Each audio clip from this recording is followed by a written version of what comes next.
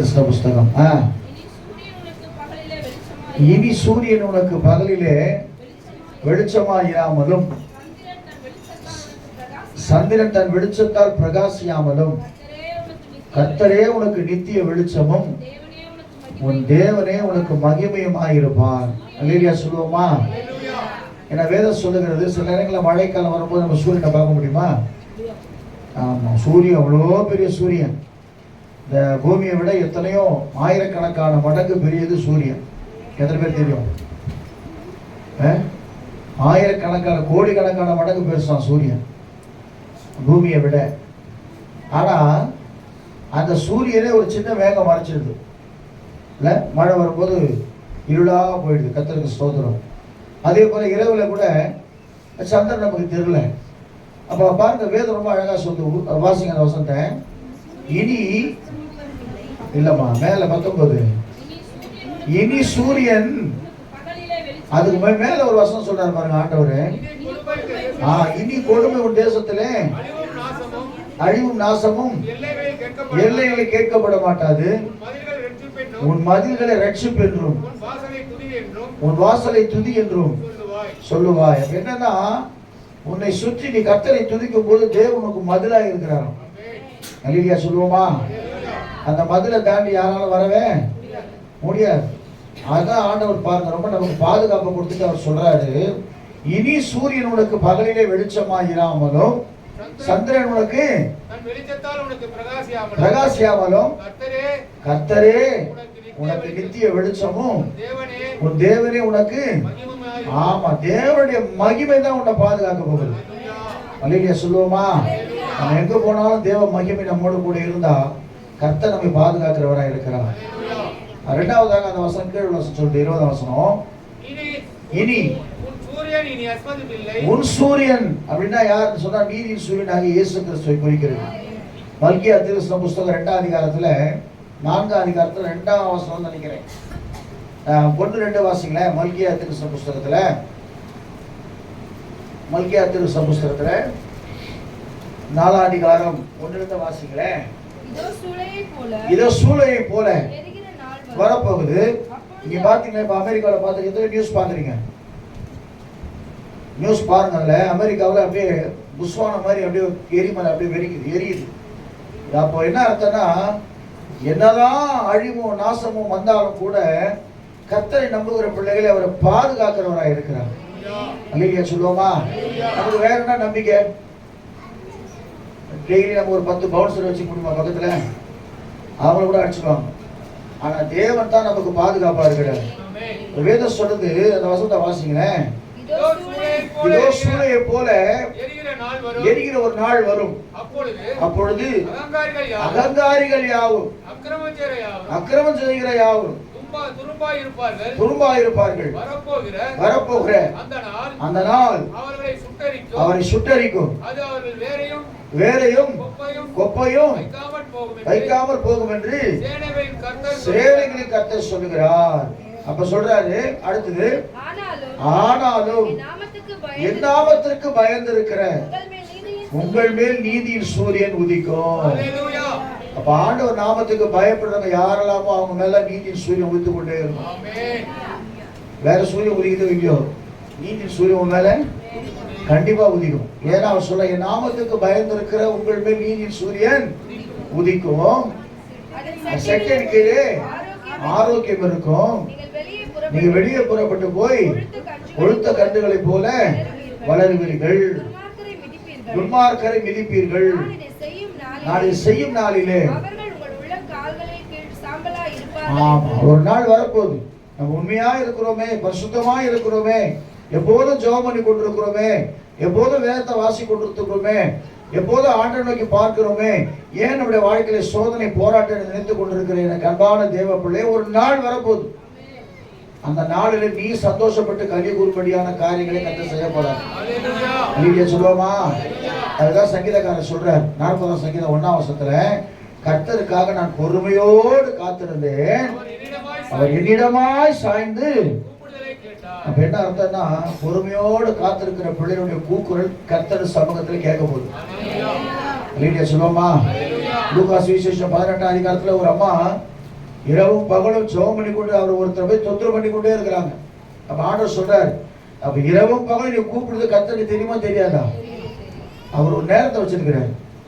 அந்த நேரம் வரும்பொழுது தானாகவே கர்த்தர் உனக்கு ஒரு பெரிய விடுதலை கொடுத்து கர்த்தர் நடத்துகிறவராக இருக்கிறார்.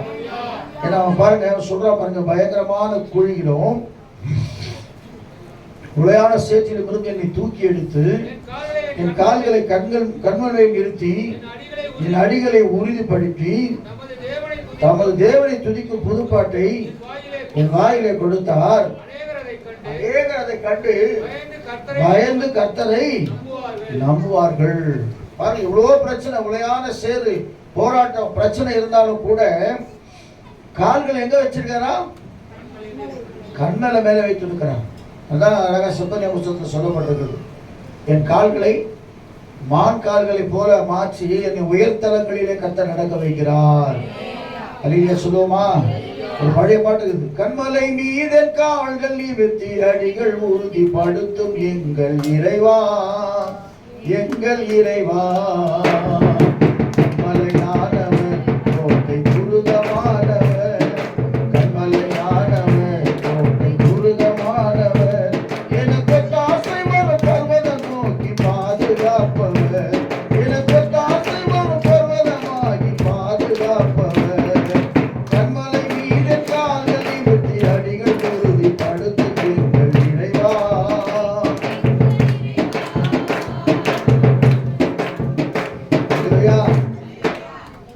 தெரியாது உங்களுக்கு?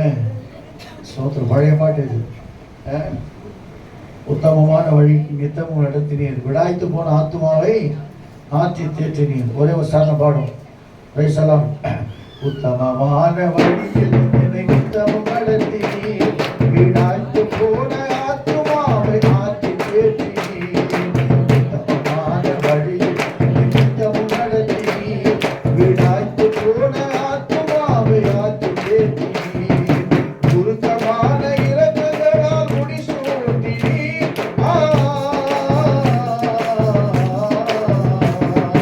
குறுக்கமான இறக்கங்களால் முடிசூட்டினீர். மனக்கவலை மாற்றி அளித்து புது சிருஷ்டியாக்கினீர். மனக்கலக்கம் மாற்றி உமக்குள் புதிய சிருஷ்டியாக்கினீர். கண்மலை மீது கால்களை வெட்டி அடிகள் உறுதிப்படுத்தும் எங்கள் இறைவா, எங்கள் இறைவா. கண்மலையானவர் கோட்டை துருகமானவர், கண்மலையானவர் கோட்டை துருகமானவர்.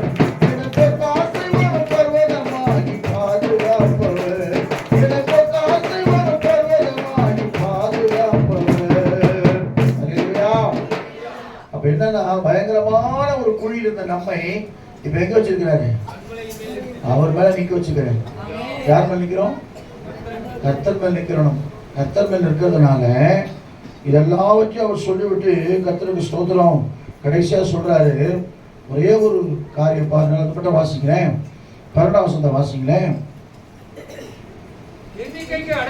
எண்ணிக்கைக்கு அடங்காத தீமைகள் என்னை சூழ்ந்து கொண்டது, என் அக்கிரமங்கள் என்னை தொடர்ந்து பிடித்தது. தலைமையிலும் அதிகமாக இருக்கிறது, என் இருதயம் சோர்ந்து போகிறது. நல்லா கவனிக்க கண்பான தேவ பிள்ளைங்க. இப்படிப்பட்ட ஒரு சூழ்நிலை இருக்கிற நாம தான் அவசரப்படவே கூடாது. அல்லேலூயா சொல்லுவோமா? பொறுமையா இருக்கணுமா? ஏன்னா எபிரேயர்ல 12ஆம் அதிகாரத்துல மேகம் போன்ற இத்தனை திரளான சாட்சிகள் நம்மை சூழ்ந்து கொண்டிருக்க, பாரமான யாவற்றையும் நமக்கு நெருங்கி இருக்கிற பாவங்களை உதறி தள்ளிவிட்டு நமக்கு நியமித்த ஓட்டத்திலே பொறுமையோட, பொறுமை உள்ளவனை காட்டிலும் வேற ஒருத்தர் இந்த உலகத்தில் யாரும் கிடையாது. யோபு பொறுமையா இருந்தாரு. அப்புறம் ஆபிரகாமே பொறுமையா இருந்தாரு இல்லையா? வாக்குத்தத்தம் பண்ணியாச்சு. கர்த்தர் நிச்சயமாய் உன் துக்கத்தை சந்தோஷமாய் மாற்றுவார். ஒருவேளை இப்பவே மாத்திடுவாரு. வீட்டுக்கு போகும்போது மாறிடும். சில பேர் கொஞ்சம் டைம் ஆகும். எந்த அளவுக்கு டைம் ஆகுதோ அந்த அளவுக்கு நீங்க ஸ்ட்ராங்கா இருக்கிறீங்க அர்த்தம். அல்லேலூயா சொல்லுவோமா? துரிதமா ஒருத்தர் ஆசிரிச்சுட்டா அவர் ஒன்றும் புரியாது. திடீர்னு கூப்பிட்டு ஒரு ₹100 கொடுத்தா என்ன பண்ணுவீங்க? என்ன போய் பறிக்கிறீங்க, என்ன பண்ணுதுன்னு தெரியாது.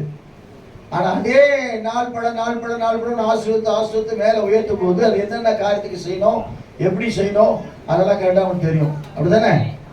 அலையிலேயே சொல்லுவோமா? ஆமா, 1 கோடி ரூபாய் கொடுத்தா 1 நிமிஷத்துல காலி பண்ண நல்லா இருக்கிறாங்க. அதனால ஆண்டவர் வந்து சில நேரங்களில் நான் அந்த பொறுமையை குறித்து பேசினார். என் பொறுமையை குறித்து நான் சொல்லிய வசனத்தை நீ காத்து கொண்டபடினாலே இந்த பூமியின் மேலே பூச்சக்கரத்தின் மேலே வர இருக்கிற சோதனை காலத்துக்கு தப்பும்படியாக நான் உன்னை காப்பேன். இயேசு கிட்ட வந்து ஆண்டவர்கிட்ட வரும்போது நம்ம பொறுமையோடு கூட இருக்கணும். அலையிலேயே சொல்லுவோமா? நாங்களாம் இவ்வளவு தூரம் வந்திருக்கிறோம்னு சொன்னா கர்த்தருக்கு ஸ்தோத்திரம். எத்தனையோ சூழ்நிலைகள், எத்தனையோ போராட்டங்கள், எத்தனையோ பிரச்சனைகள், எத்தனையோ வியாதிகள், எத்தனையோ பலவீனங்கள், அதன் மத்தியில் கர்த்தர் எங்களை நடத்தி கொண்டிருக்கிறார். என்னன்னா ஒரு நம்பிக்கை இருக்குது. நிச்சயமாய் வாக்குத்தத்தம் பண்ணினவர் உண்மை உள்ளவர். மனுஷன் ஏமாத்திடுவான். நல்லா கவனிங்க கர்மானவர்களே.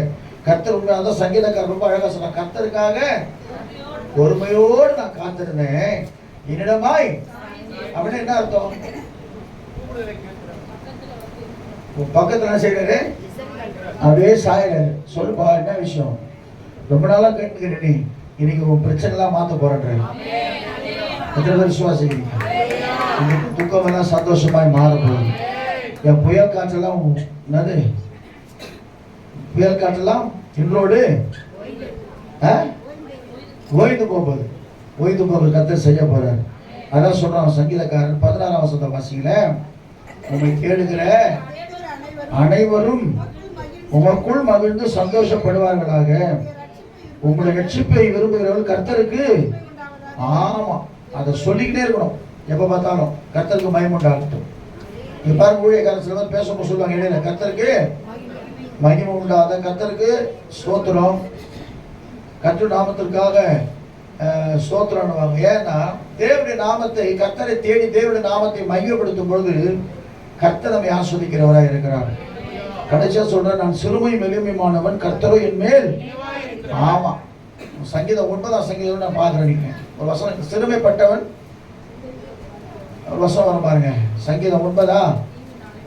ஆமா, சிறுமைப்பட்டவனுக்கு கர்த்தர் அடைக்கலமானவர், நெருக்கப்படுகிற காலங்களில். ஆமா, ஒருவேளை பெரிய ஆளா இருக்கலாம், பணக்காரா இருக்கலாம், கோடீஸ்வரனா இருக்கலாம். ஆனா சங்கீதக்காரன் பாருங்க, எவ்வளவுதான் பெரிய ராஜா இருந்தால் தன்னை தாழ்த்துகிறார். நானோ சிறுமையும். ஏன்னா எங்க இருந்து அவனை தூக்கி எடுத்தாரு? ஆமா, சாதாரணமா எல்லாரும் வெறுத்த ஒரு மனுஷனை கர்த்தர் தேர்ந்தெடுக்கும் போது அவன் கடைசி வரைக்கும் சொல்றான் பாருங்க, நானும் சிறுமையும் எளிமையுமானவன், கர்த்தரோ என் மேல் நினைவாக இருக்கிறார். தேவரின் என் துணையும் என்னை விடுவிக்கிறவருக்கு என் தேவனை தாமதியாதையும்.